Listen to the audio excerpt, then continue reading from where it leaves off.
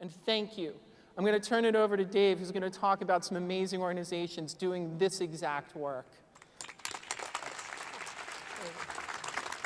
Thanks, Tracy. Before I go into some of the actual data and some of the organizations, I want to talk about that disrupting word. How many of you are familiar with Hollyhock up on Cortez Island? Of course, all right. It's a very special place where social change leaders and other leaders go for transformative thinking and change. I went there about 10 years ago, and have any of you been to Art of Leadership with Robert Gass? It's an amazing experience. He's a transformative leader. He had us, about 60 of us, foundation leaders, nonprofit leaders, in a group, and he was teaching us a lot about how we create transformative change. And during one of the exercises, he gave us a bunch of juggling balls. He broke us up into 3 groups, and he said, I want you to take these balls, and I want you to pass them between your hands as fast as you can. Keep the order of how you did it the first time. I'm going to give you 20 minutes. Go off in 3 separate groups. Come back with your time. So we went off with our timekeepers and note takers, and we went off and worked. And first we got in a long line in my group, and we passed it to each hand. And then we got closer together. We started with about 25 seconds, was how fast we could get those 10 balls through. And then we got in a tight circle, closer in, till we got that time with 5 minutes to spare, down to 12 seconds. We were really proud of ourselves. We were pretty excited. We came back to the larger group, and everyone reported their times, and it turned out we did win by 2 or 3 seconds. We were pretty proud. Robert Gass said, okay, everyone sit down. He put his head in his hands. He's like, this is so depressing to me. Whenever I do this with organizations that are for-profit organizations, you know what they do? They figure it out almost every time. None of you figured it out. The way to do this and get the best time is you put your hands on top of each other and you drop the balls through. It touches everybody's hands. Here's the mistakes that all of you made. 1, you went off in your groups and not one of you went and did any espionage to the other groups. No one snuck out and saw, what are they doing over there? Did they figure something out we haven't figured out? Can we learn from them and do something better? The second thing, none of you asked me about the rules. They were intentionally vague. I didn't exactly tell you exactly how this was supposed to work. And not one of you came up and challenged me, and every single time I do this with for-profits, they're like, well, what do you mean by touching it? What does that mean? Can it just nick our hands? What's that mean?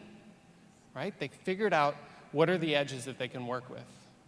And finally, how many of you stopped? How many of you had time left and you sat around and thought you had achieved great results, right? He's finished with this. For-profits, their main mission is to make profit in the world for their shareholders. Your purpose is to change the world for the better, to transform your communities. And if you're not being innovative for these things, if you're not creating this transformative change, if you're not thinking outside the box and doing espionage and doing all these practices, how are you going to create this change? I've taken this with me all the way through, and it's so amazing when why I wanted to end up at Salesforce is I wanted to be around organizations who are disrupting, who are thinking differently, who are saying, yeah, we have that business process, but why? Maybe we don't need it. Maybe we can do something different. Here's some of the information that we're seeing on some of the studies. Nonprofit Finance Fund, 76% increase in demand for services. There's a 52% of these nonprofits, and this is kind of focused towards human services, couldn't meet the demand. 71% of the clients' needs were going unmet. This wasn't just 1 year. This is actually happening for 7 years. Wow. This is a colossal failure. How are we not innovating to fix some of these? I know there's larger issues, but we've got to be more creative. I want to walk you through a couple of the customers that we're working with and talk about a couple themes that we're seeing in the nonprofit sector around some of the work that we're doing. American Cancer Society is an amazing organization, obviously dealing with a tremendous growth in cancer survivors, figuring out how are they going to serve this. Their donors really want to understand how are they going to get there, and they need to understand that. They need to dig deep into their data. They need to understand who these people are. What are their genders? What cities are they in? What type of disease are they going to have related to cancer? How does it manifest? What are the right services to provide to them? This information is critical for the impact that they need. And the outcomes and the tracking that they're doing is helping them fail fast to understand what's working and what's not working on these impacts. Salvation Army, we know them very well. They do amazing amounts of work serving meals and providing shelter to people, homeless people. But they do a tremendous amount of other things. And they're innovating on all these programs, and they are installing systems now so that they can track this and figure out how can they take this to the next level. How can they pull up on their phone with the donor anytime they want because it's being tracked in the program and the program is innovating. How can they show these stats and have meetings, have regular quarterly reviews where they're saying, we didn't hit our number. We're not hitting our impact. Finally, one of my favorite nonprofits out of Washington, D.C., Polaris Project, who works with people who are in human trafficking situations. Tragic numbers here. 29,000, close to 30,000 people since 2007 have called into their hotline because of their trafficking situation. Just 5,000 and 5,000 this year alone. What's amazing about what Polaris is doing is they are grabbing really accurate information. What is the situation these people are in? How did they get there? What are the industries that are leading to this? What are the regions that it's happening in? And they're doing some really interesting things. They're predicting where trafficking is going to happen next. They're predicting the growth, and they're predicting where the resources need to be put and what things are working to disrupt this human trafficking. They're saving lives. They're transforming people's future lives.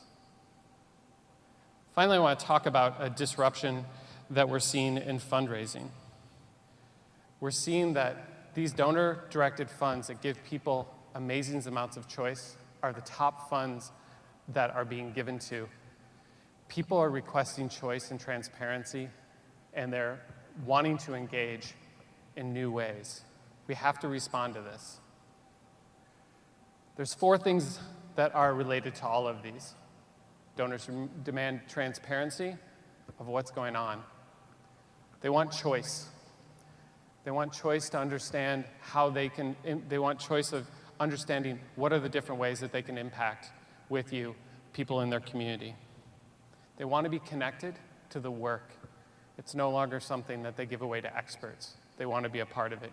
And we should be engaging them. We can. Finally, of course, they want impact. And they want to see what kind of impact they're having on a regular basis. As I walk you through these last set of numbers, I just want to tell a final story.